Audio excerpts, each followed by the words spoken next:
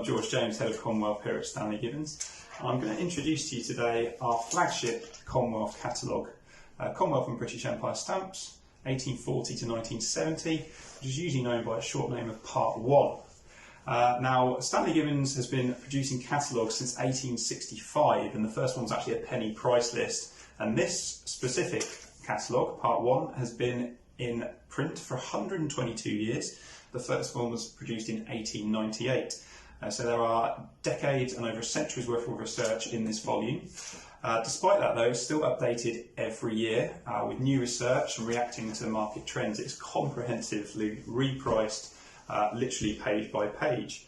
Now, the features of the catalogue, I'll start with this page, which is the stamps added. Now, this shows this page at the front. It shows all the new discoveries this year, all the stamps which have been found for the first time, stamps which have sometimes been proven not to exist and been removed, and catalogue numbers altered. Now, sometimes we have to change catalogue numbers, but we always avoid it wherever possible. So an example is this year we redid the Admirals section in Rhodesia. That's a very complex listing, and we actually added an extra die, which meant we had to add a lot of stamps for die 3B, which affected only one number, which was actually changed to another number, and we made sure it was a cheap stamp. So wherever possible, we try and preserve the integrity of the listing and change the numbers as little as possible. But every year, this page at the front tells you exactly what's gone on and exactly what's been done to the listing. The next thing, which most people miss, I would say, which is actually very, very valuable indeed, is there is this wonderful article at the start of every edition called The Importance of Condition. It's well illustrated, it's been written beautifully, and I would challenge any philatelist to have a look at this article and read it back to back and learn nothing. I think from anyone from complete beginner to lifelong philatelist has something to learn from that. It's wonderfully written. And as I say, it's found at the start of every edition. There's other bits in the introduction which are very, very useful indeed. The key one of which is the watermarks. There's a lot of watermarks which we use across the Commonwealth, especially early on in the stamp printing process, in the early days of stamp production. And you get here a guide to watermarks also in the introduction. So you get an illustration of what the watermarks look like if they're inverted, reversed, etc. And you also get the key thing, which is the guide to what each watermark looks like. And this page is actually referenced throughout the entire volume. The other questions we get asked a lot relate to the different types of catalogue numbers, the prefixes and the suffixes. Now, S is for specimen, so if it's SG2S, it's a specimen of SG2S.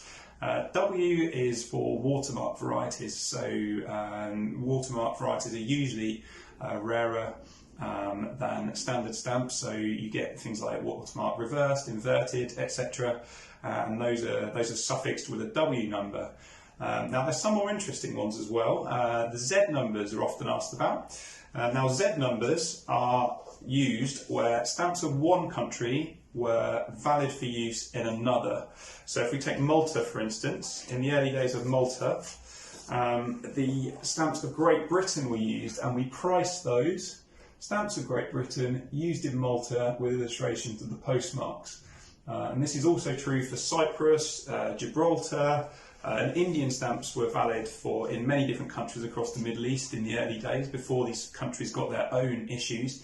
And so each of them are priced, and that price is for an Indian stamp, for example, used with a Bahrain postmark. So where it's a stamp of one country with a postmark of another, we always use the Z numbers.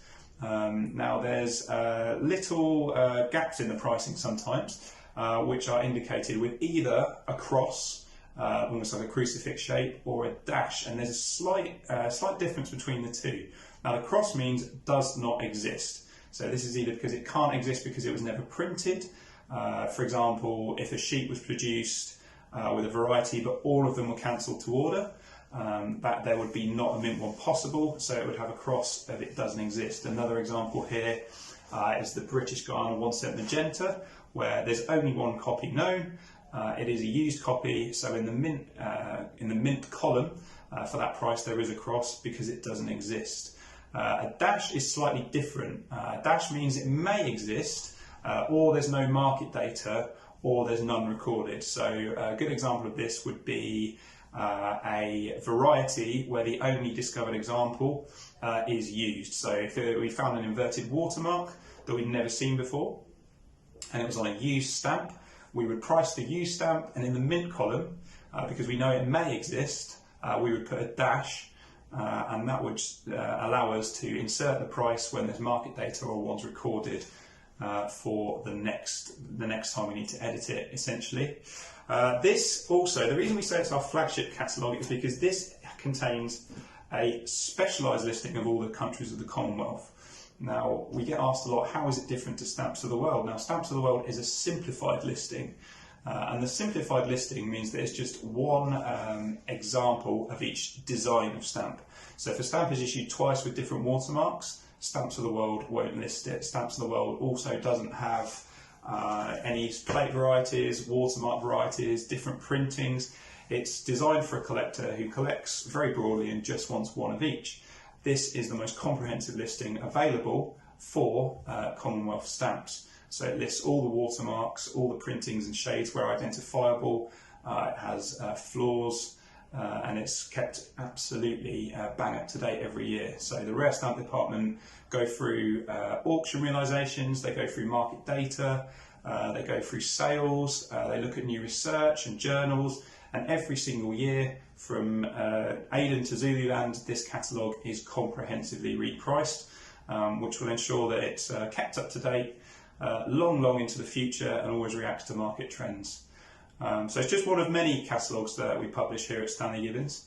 There's individual ones which go right up to modern times for the Commonwealth, and there's ones for GB, there's specialised catalogues, there's a huge range which are produced down in Ringwood. So go to the website to see the full range.